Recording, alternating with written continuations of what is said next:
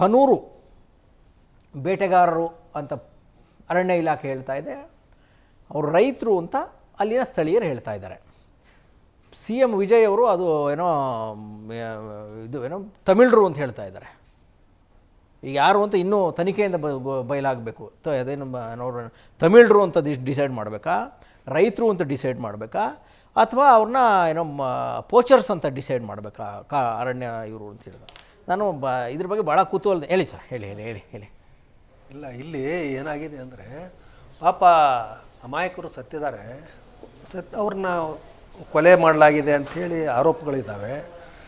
ಇಲ್ಲಿ ಒಂದು ದ್ವಂದ್ವ ಇದೆ. ಸರ್ಕಾರ ಏನು ಹೇಳುತ್ತೆ, ಅವರಿಗೆ ಪರಿಹಾರ ಧನವನ್ನು ಕೊಟ್ಟಿದೆ. ಕರೆಕ್ಟ್. ಪರಿಹಾರ ಧನ ಯಾವಾಗ ಕೊಟ್ಟಿರಿ ಆವಾಗ ಅವರು ಕಳ್ಳರು ಅಲ್ಲ ಅಂಥೇಳಿ ಆಯಿತು, ಕನ್ಫರ್ಮ್ ಆಯ್ತದು. ಅದು ಸ್ವಯಂ ದ್ವಂದ್ವ, ಅದು ಸೆಲ್ಫ್ ಕಾಂಟ್ರಡಿಕ್ಟರಿ ಒಂದು ಸ್ಟ್ಯಾಂಡ್. ಅದು ಇಫ್ ಅವ್ರೇನು ಕಳ್ಳರಾಗಿದ್ದರೆ ಕೊಡಬಾರ್ದಿತ್ತು. ಅಲ್ಲ, ವೀರಪ್ಪನಿಗೆ ಕೊಟ್ರ ವಾಪಸ್ ತಗೊಳಕ್ಕಾಗಲ್ಲ ಈಗ. ಅಲ್ಲ, ವೀರಪ್ಪನಿಗೆ ಕೊಟ್ರ ನೀವು? ಎಸ್, ವೀರಪ್ಪನಿಗೆ ಕೊಡಲಿಲ್ಲ ನೀವು. ಯಾಕೆಂದ್ರೆ ಕಾಡುಗೊಳ್ಳ ಅಂತ ಡಿಕ್ಲೇರ್ಡ್ ಇದ್ದ. ಇವ್ರನ್ನ ಕಾಡುಗೊಳ್ಳ ಅಂತ ಒಂದು ಕಡೆ ಹೇಳ್ತೀರಿ, ಇನ್ನೊಂದು ಕಡೆಗೆ ಏನಂತ ಹೇಳಿದರೆ ನಾಗರಿಕರಿಗೆ ಕೊಡಬೇಕಾಗಿರ್ತಕ್ಕಂಥ ಒಂದು ಪರಿಹಾರವನ್ನು ಒಂದು ಸಾಂತ್ವನ ರೀತಿಯಲ್ಲಿ ಏನಪ್ಪ ಅಂದ್ರೆ ಕೊಟ್ಟಿದ್ದೀರಿ. ಇದು ಸ್ವಯಂ ದ್ವಂದ್ವದ ನಿಲುವು. ಅದು ಯಾರು ಅಧಿಕಾರಿಗಳು ಶಿವಕುಮಾರ್ ಅವರಿಗೆ ಮತ್ತು ಬೇರೆಯವರಿಗೆ ಏನಪ್ಪ ಅಂದ್ರೆ ಅದು ಅಡ್ವೈಸ್ ಮಾಡಿದಾರೋ ಗೊತ್ತಿಲ್ಲ. ಇದು ಯಾವ ರೀತಿಯಲ್ಲಿ ಏನಂತಂದ್ರೆ ಅದು ಮಾಡಬೇಕು, ಯಾವ ರೀತಿಯಲ್ಲಿ ಅದು ಒಂದು ಸ್ಟ್ಯಾಂಡ್ ತೊಗೋಬೇಕು ಅಂತಕ್ಕಂಥದ್ದು ಭಾಳ ಇಂಪಾರ್ಟೆಂಟು. ಹೀಗೆ ಇಲ್ಲಿ ಇವರು ಒಂದು ನ್ಯಾಯಾಂಗ ತನಿಖೆ ಬೇಕು ಅಂತ ಹೇಳ್ತಕ್ಕಂಥದ್ದು ಒಂದು ಏನಂತಂದರೆ ಬೇಡಿಕೆ ಇಟ್ಟಿದ್ದಾರೆ BJP ಅವರು. ಅದು ಒಪ್ಪತಕ್ಕಂಥದ್ದು.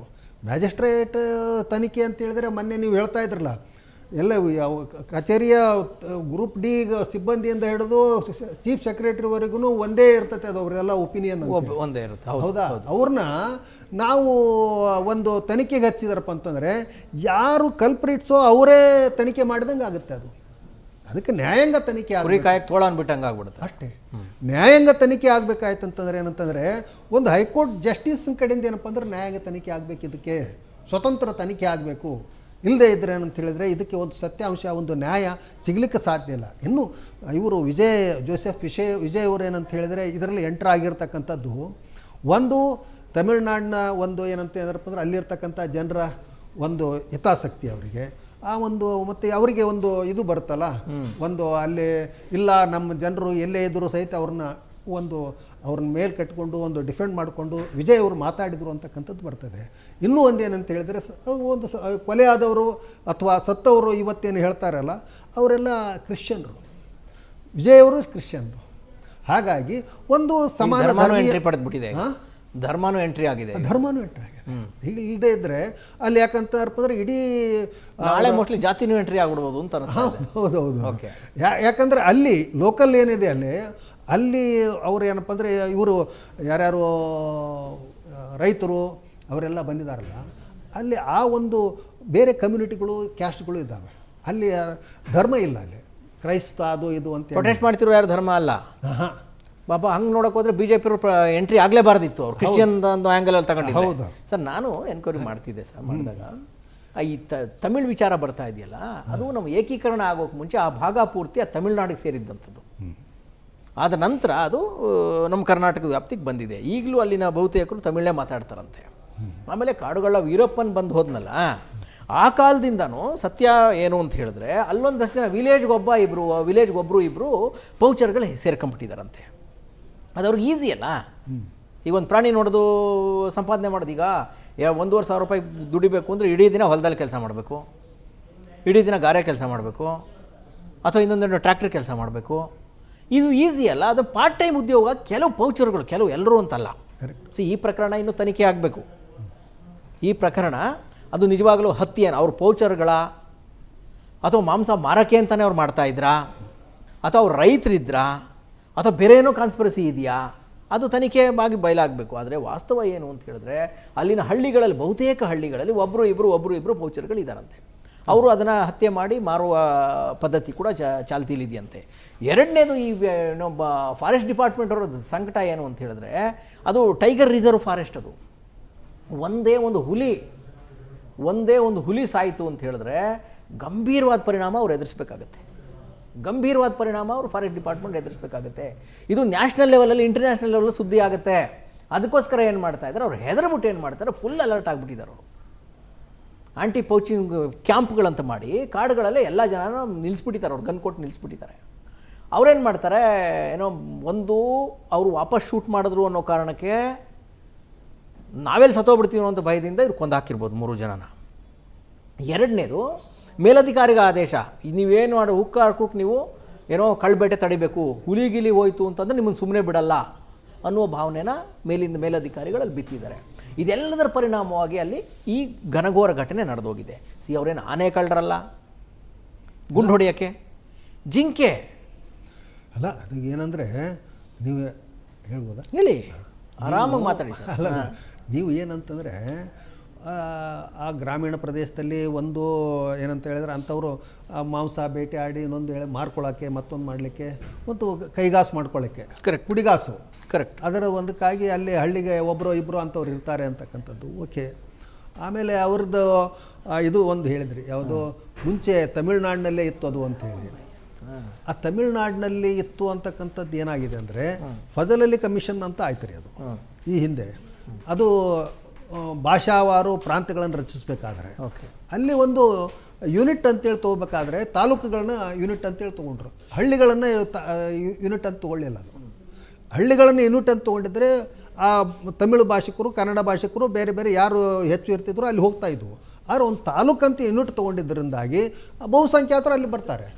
ಹಾಗಾಗಿ ಇನ್ನು ಕೆಲವು ಕಡೆಗೆ ತಮಿಳುನಾಡಿನಲ್ಲಿ ಹೊಸೂರು ಅಂತಲ್ಲೆಲ್ಲ ಕನ್ನಡಿಗರಿದ್ದಾರೆ, ಕನ್ನಡ ಭಾಷಿಕರಿದ್ದಾರೆ. ಅದು ಬೇರೆ ವಿಷಯ ಈ ಸದ್ಯಕ್ಕೆ. ಆದರೆ ಒಂದೇನಂತ ಹೇಳಿದ್ರೆ ಆಯಾ ಒಂದು ಯಾವುದೇ ಒಂದು ಫಾರೆಸ್ಟ್ನಲ್ಲಿ ಅದರೊಳಗಡೆ ನಿಯಮಾವಳಿಗಳನ್ನು ರೂಪಿಸ್ಕೊಳ್ಬೇಕಾಗ್ತದೆ. ಒಂದು ಯಾರನ್ನು ಕ್ರಿಮಿನಲ್ಗಳಂತೇಳಿ ಕನ್ಸಿಡರ್ ಮಾಡಬೇಕು, ಯಾರನ್ನು ಒಂದು ಪುಡಿ ಒಂದು ಏನಂತಂದ್ರೆ ಕಳ್ಳರು ಅಂಥವ್ರು ಅಂಥೇಳಿ ಕನ್ಸಿಡರ್ ಮಾಡಬೇಕು, ಯುರೋಪನ್ನಂಥ ಡೇಂಜರಸ್ ಕಳ್ಳರು ಅಂತೇಳಿ ಕನ್ಸಿಡರ್ ಮಾಡಬೇಕು, ಅವ್ರನ್ನ ಪಾಯಿಂಟೌಟ್ ಮಾಡಬೇಕು. ಪಾಯಿಂಟೌಟ್ ಮಾಡಿ ಇವರು ಈ ಥರ ಏನು ಹೇಳ್ತಾರೆ ಅಲ್ಲಿ ಮುಂಚೆನೂ ಸಹಿತ ಅವರು ಅದು ಮಾಡ್ತಾಯಿದ್ರು ಇದು ಮಾಡ್ತಾಯಿದ್ರು ಅಂಥೇಳಿ. ಇಲ್ಲಿ ಯಾವುದೇ ಹುಲಿಯನ್ನು ಹೊಡೆದಿಲ್ಲ, ಅವರು ಯಾವುದೇ ಆನೆಯನ್ನು ಹೊಡೆದಿಲ್ಲ. ಆಮೇಲೆ ಏನಂತ ಹೇಳಿದ್ರೆ ಅವ್ರಿಗೆ ಕತ್ತಿಗೆ ಇದು ಗುಂಡುಗಳು ಬಿದ್ದಿದ್ದಾವೆ. ಕರೆಕ್ಟ್, ಕತ್ತಿಗೆ ಯಾಕೆ ಹೊಡಿಬೇಕಾಗಿತ್ತು? ಮೊದಲು ಗಾಳಿಯಲ್ಲಿ ಹಾರಿಸ್ಬೇಕಾಗಿತ್ತು. ಇವರು ಅವ್ರು ಹಾರಿಸಿದ ಕೂಡಲೇ ಎದುರಾಗ ಈಗ ಗುಂಡು ಹಾರಿಸೋರು ಏನಂತ ಹೇಳಿದಾರಪ್ಪ ಅಂದ್ರೆ ಕತ್ತಿ ಹಿಡಿದ ಥರ ಫೈಟ್ ಮಾಡಲ್ಲ, ಈಟಿ ಹಿಡ್ಕೊಂಡು ಇಬ್ಬರು ಖಡ್ಗ ಹಿಡ್ಕೊಂಡು ಫೈಟ್ ಮಾಡ್ತಕ್ಕಂಥದ್ದೆಲ್ಲ. ಅವನು ಮರೆಯಲ್ಲಿ ನಿಂತ್ಕೊಂಡು ಹಾರಿಸ್ತಿರ್ತಾನೆ, ಇವರು ಮರೆಯಲ್ಲಿ ನಿಂತ್ಕೊಂಡು ಹಾರಿಸ್ತಿರ್ತಾರೆ. ಅಂಥದ್ರಲ್ಲಿ ಇವರು ಕಾಲಿಗೆ ಹೊಡಿಬೋದಾಗಿತ್ತು, ಅವರಿಗೆ ತೊಡೆಗೆ ಹೊಡಿಬೋದಾಗಿತ್ತು. ಜೀವ ಉಳಿಸಿ ಅವ್ರನ್ನ ಏನಂತಾರಪ್ಪ ಅಂದ್ರೆ ಕಂಟ್ರೋಲ್ ಮಾಡಬೇಕಾಗಿತ್ತು. ಯಾಕಂತಿದ್ರೆ ಪ್ರಾಣಿಗಳು ಉಳಿಸೋಕೆ ಹೋಗಿ ಜನರನ್ನು ಕೊಂದಿದ್ದಾರೆ ಅಂತ. ಪ್ರಾಣಿಗಳನ್ನು ಉಳಿಸ್ಲಿಕ್ಕಲ್ಲ, ಪ್ರಾಣಿಗಳನ್ನು ಉಳಿಸ್ಲಿಕ್ಕೆ ಹೋಗಿ ಇಲ್ಲ ಪರವಾಗಿಲ್ಲ ಅಂತೇಳಿ. ಆದರೆ ಅಲ್ಲಿ ಕತ್ತಿಗೆ ಹೊಡಿತಕ್ಕಂಥದ್ದು, ತಲೆಗೆ ಹೊಡಿತಕ್ಕಂಥದ್ದು ಯಾಕೆ ಅಂಥೇಳಿ. ಯಾಕಂತ ಹೇಳಿದ್ರೆ ಅವರೇನು 100 ಜನ ಇದ್ಬಿಟ್ರು. ಕರೆಕ್ಟ್, ಒಂದು ಕಡೆಗೆ 100 ಜನ ಇರ್ತಾರೆ, ಇವ್ರು 4 ಜನ ಇರ್ತಾರೆ ಯಾರೋ ಫಾರೆಸ್ಟ್ನವರು.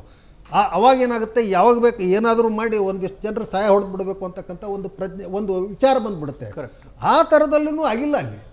ಯಾಕಂದರೆ ಅವರು ಒಂದು 3 ಜನ ಇದ್ದಾರೆ, ಇವರೊಂದು 4-5 ಜನ ಇದ್ದಾರೆ. ಹಾಗಾಗಿ ಅಲ್ಲಿ ಅಷ್ಟೊಂದು ಗಂಭೀರವಾಗಿ ಕೊಲೆ ಮಾಡತಕ್ಕಂಥ ಒಂದು ಪರಿಸ್ಥಿತಿ ಇರಲಿಲ್ಲ ಅಂತಕ್ಕಂಥದ್ದು ಮೇಲ್ನೋಟಕ್ಕೆ ಕಾಣಿಸುತ್ತೆ.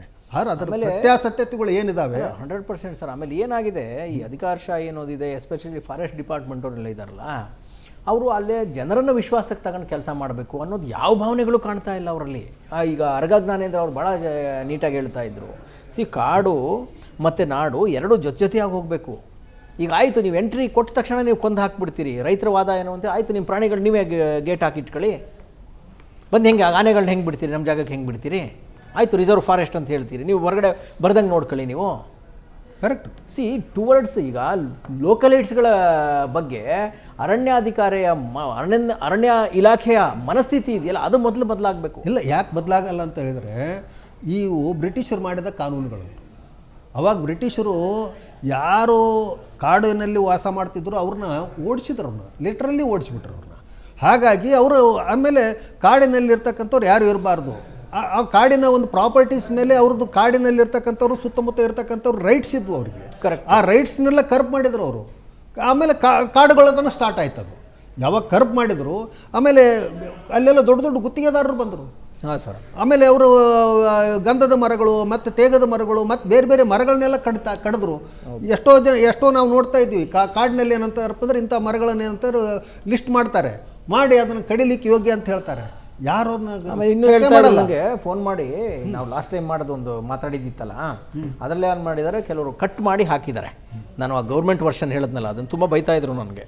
ಬೈದಲ್ಲ ಹೇಳ್ತಾ ಇದ್ರು, ಆ್ಯಕ್ಚುಲಿ ಬೇಟೆ ಆಡಿ ತಿನ್ನೋದು ಅವರೇ, ಅದನ್ನು ಹೇಳ್ರೋ ಅಂತ.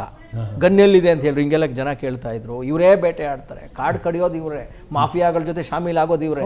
ಇವತ್ತು IFS ಆಫೀಸರ್ಗಳು ಎಷ್ಟು ಜನ ಇದ್ದಾರೆ ಅಂತ ಹೇಳಿದ್ರೆ, ಮರಕ್ಕೊಬ್ಬ IFS ಆಫೀಸರ್ ಇದ್ದಾನೆ, ಇಂಡಿಯನ್ ಫಾರೆಸ್ಟ್ ಸರ್ವಿಸ್ ಆಫೀಸರ್ ಇದ್ದಾನೆ.